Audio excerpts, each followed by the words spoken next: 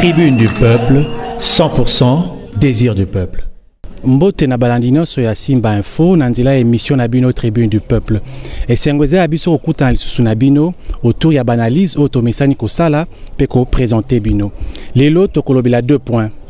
Ya liboso tokolobela position actuelle ya UDPS par rapport ya dialogue.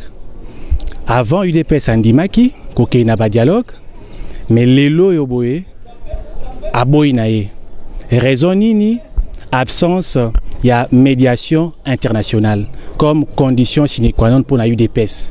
Deuxième point, la démocratie et loko lelo et comme loko la charge et comme loko la mal moko pour la République au ezanu maturité.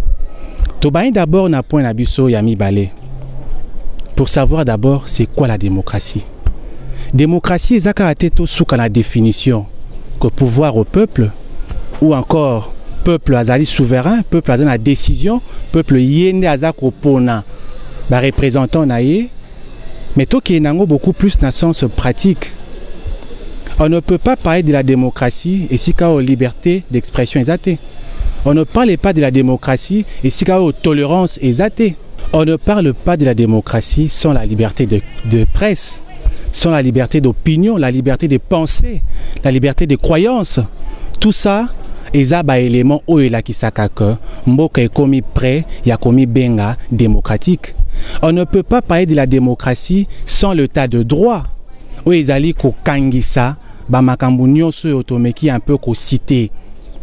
Lelo boye peuple muto azali lokola élément déterminant pour que démocratie ezala. Mais ce qui peuple yango aza instruité, ce qui peuple yango aza préparé té, ce qui peuple atikali kaka na immaturité.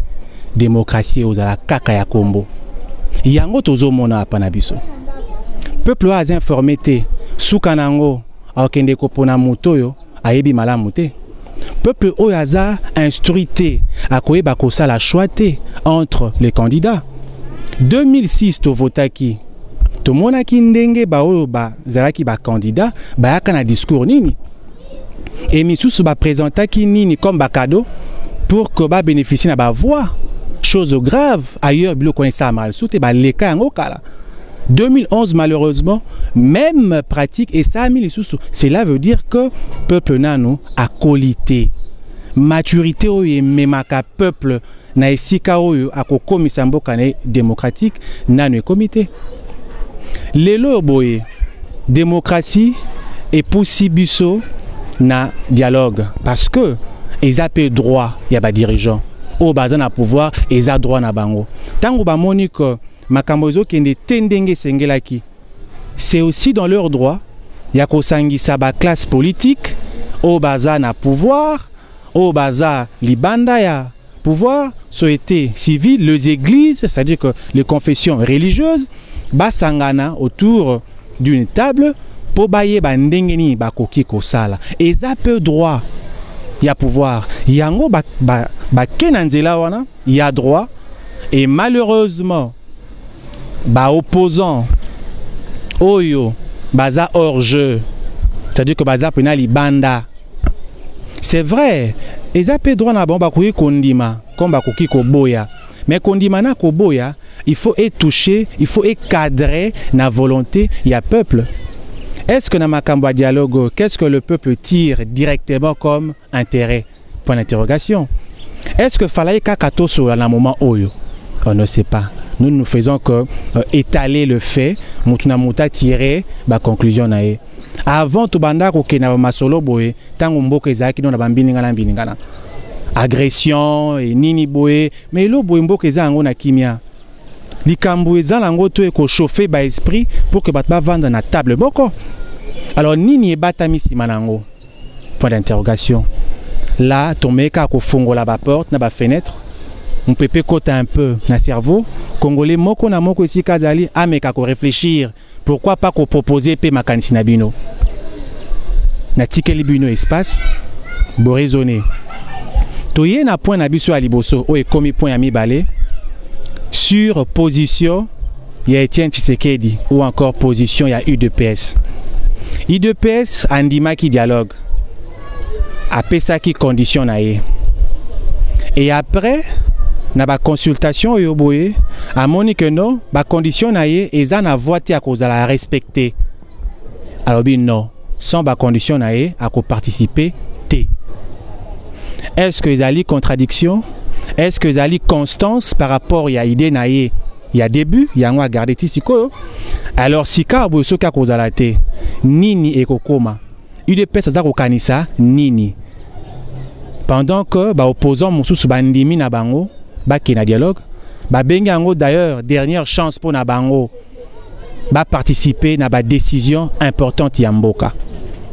Toko sa micro na moko ya ba militant ya UDPS. Toyo kae, to tuna mituna, yemoko loba puisque bango nde baza na pouvoir wana ya koloba poza makambo itali UDPS. Biso tutambusika a micro, tokutanisima. Tribune du peuple, 100% désir du peuple. Etienne Tshisekedi wa Mulumba B52 chef de l'État, président élu, viva! Viva! Viva! Viva! Tshisekedi chef de l'État. Tout ça est pas Ndeko Mbote nao d'abord. Mbote Ndeko. Alors, toye beaucoup plus pour na Kostoana Bino par rapport à makambo ya dialogue. Au UDPS andima qui avant. Après, Tomonik a changé à vie sous prétexte que loko ezana ba banani intentionnalité, ba médiateur té. Donc il a beau ko s'engager. Mais est-ce que logique ou ana bino bato UDPS beaucoup ko expliquer en ndengeni? D'abord il y a liboso to pesi bino nanu. Merci pour boye ko visiter biso. Place na biso to sangana toujours pour na relobela makambo ya mboka. Biso to se contredire té. Bato ba se contredire ezali l'homme de Kingakati na ba akoliti na ye. Parce que s'il faut lire les accords, l'UDPS milite pour l'état des droits. Par état des droits, on voit le respect des textes. S'il faut relire les accords, l'accord cadre, l'accord a donné la prérogative que dialogue et quota sous l'égide les bons offices de la communauté internationale. Raison pour laquelle la communauté internationale, par l'entremise, il y a Martin Kobler, qui est le représentant spécial et secrétaire général des Nations Unies à Kinshasa, donc patron de la MONUSCO, mon qui présente Tshisekedi, proposé que pour le dialogue, le président était d'accord. Donc nous, le dialogue, oui. Le dialogue, oui, sous l'égide de la communauté internationale. Pas le dialogue bis répété à la concertation que l'homme de Kingakati na batunae, par ça la bamanigas wanawan.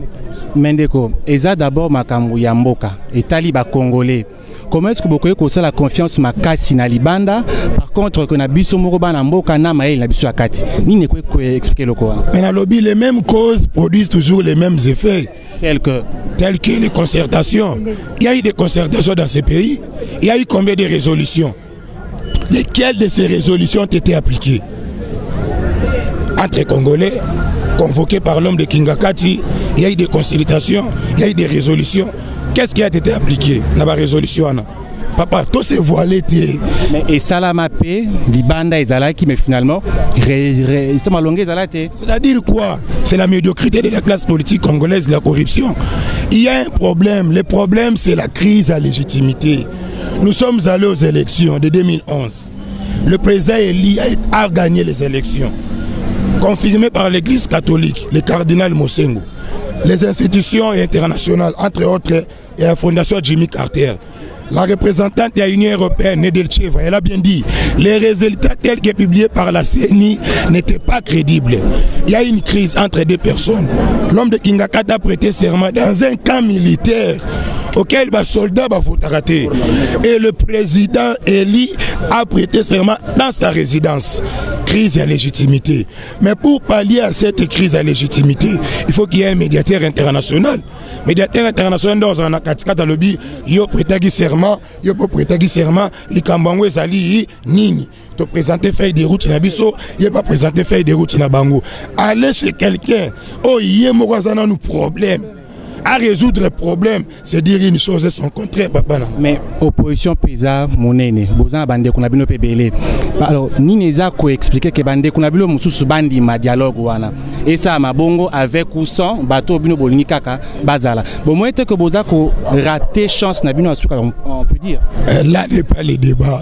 Quand vous dites toujours que l'opposition est plurielle, quelle pluralité de l'opposition? Mais puisque za bande kuna bilo mususu bandimi yango bongo. Ils représentent quoi dans ces pays? Ces gens-là, c'est qu'ils sont. C'est qu'ils sont, mais ils représentent quoi? Ils représentent l'inconstance, ils représentent l'immaturité. C'est ça leur caractéristique. Des gens qui sont hier dans la concertation, dans la concertation, dans l'opposition, tantôt dans la majorité, qu'est-ce qu'ils représentent? Nous sommes constants. Tout ça, la polémique, l'opposition a accepté. Nous sommes constants. Nous avons notre élite à nous. Notre président a gagné l'élection. L'homme de Kingakat a exigé pas pouvoir naïe. Donc il y a un dialogue. C'est la bise au pouvoir. Ce qui a c'est au pouvoir, rien ne va marcher dans ces pays. Les gens ils ont opposants. Démarche na bango et talibisoté, c'est leur affaire. La démocratie, c'est la magam na bango. Mais la politique, c'est les rapports de force. Ils savent place ni rapport de force et zalaka. Alors, awa lelo boye, bolobi ke bobo ina bino yango. Bozo zela nini dialogue wana sans assistance ya communauté internationale. Il ne faut pas faire l'amalgame. Sans assistance ya communauté internationale, bolobi non. Nazo cité. Mais ce Kabila doit savoir que rien n'est nouveau sous le soleil. Ce qu'il est en train de faire aujourd'hui, Mobutu Asalango, conférence nationale souveraine, Mobutu Ameka Okima na consultation nationale, consultation populaire, to finissait la conférence nationale souveraine. Laurent Désiré Kabila, paix à son âme, Akima dialogue inter-congolais na débat national, to finissait toujours par au côté dans dialogue inter-congolais. C'est le Conseil de sécurité des Nations Unies, l'organe de décision, qui a voté la résolution 2211. Une résolution du Conseil de sécurité est opposable à tous. Ce que Kabila est en train de faire, il trompe sa classe politique. Il finira par le dialogue qui sera arbitré par la communauté internationale. Bisa to boye logote, bisa to zali stand by, to ebi place to chiter. Ok, alors moi il y a Bayasuka. Il y a Bayasuka, mingi pour na ba combattant dans la diaspora. Au morning, to traverser période numéro très cruciale na mboka. Période to traverser, ezali période ya éveil ya conscience. Ya renaissance ya mboka. Bokoyoka nyonso. Bokomona nyonso. Mais boye barelo moko. To kende na logique ya maloba ya prophétie ya apôtre Tshisekedi. Quant à nos fauteurs de troubles, en commençant par M. Kabila, je demande qu'on puisse me l'arrêter, qu'on le ligote, qu'on me l'amène vivant. Le Olaïe a l'inga défier et la communauté internationale et le peuple congolais souverain. Mboka weza mboka bilaka. Je crains fort abima vivant dans mboka oyo. Et ba Congolais boza na poto. Bo se distraire. Bolanda ba distraction ya rwakanikini. Espoir na bino boyebi qu'il y a un homme qui incarne la libération, le changement dans ces pays. C'est Etienne Tshisekedi. Le dialogue tel que voulu par Tshisekedi, ce n'est pas la mise en scène, mais c'est l'homme de Kingakat. Le dialogue, c'est pour qu'il y ait la transparence. S'il faut qu'il y ait une élection en 2016, et ça apaisé, ça la crédible. S'il faut régler les contentieux de 2011, c'est l'abysse au pouvoir, mais déjà, il n'y aura ni ces élections, il n'y aura rien. Tout ce qui est une transition au président Tshisekedi, au président pour 3 ans. Balinga te, il va diriger la transition pour 3 ans. Ingeta. Le peuple est d'abord. Le peuple est d'abord. Le peuple est d'abord. Tribune du peuple, 100% désir du peuple. Ah, Balandi Simba Info, dans l'émission Abino Tribune du peuple, na Mosai Nabino Tati Jean Bundani, bomoni pas micro et outil. Boyoki bango. Je crois bino moko bo comprendre. O biso tokolo bezaka nini micro yango yo.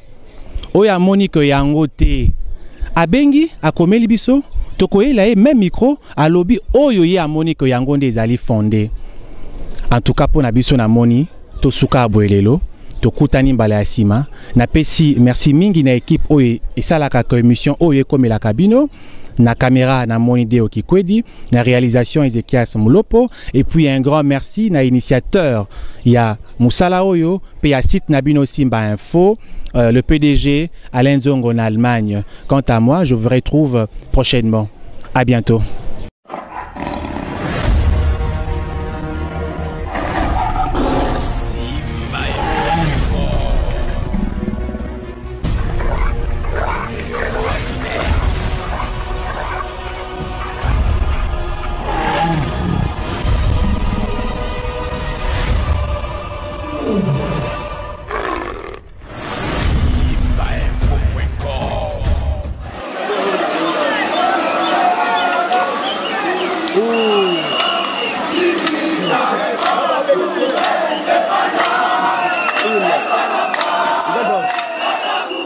Tribune du peuple, 100% désir du peuple.